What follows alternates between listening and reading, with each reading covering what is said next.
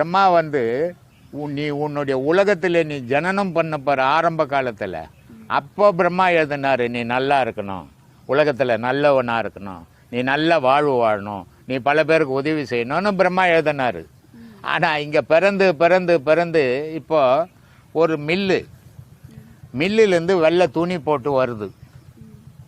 அந்த துணி போட்டு வரும்போது பார்த்தீங்கன்னா இந்த மாதிரி வெள்ளையாக பால் மாதிரி இருக்கும் இல்லையா? அதுக்கப்புறமா நான் ஒரு வாட்டி கட்டிட்டு திருப்பி கழட்டி துவைச்சா கொஞ்சம் மக்கள் ஆகும். இதை 10 வாட்டி கட்டினோன்னே மொத்தமாக மக்கள் ஆகிடும். அப்போ மில்லிலேருந்து வந்த மாதிரி இருக்காது. அதே மாதிரி பிரம்மா கிட்டேருந்து வரும்போது சுத்தமாக இந்த உலகத்துக்கு ஜனனம் பண்ணும்.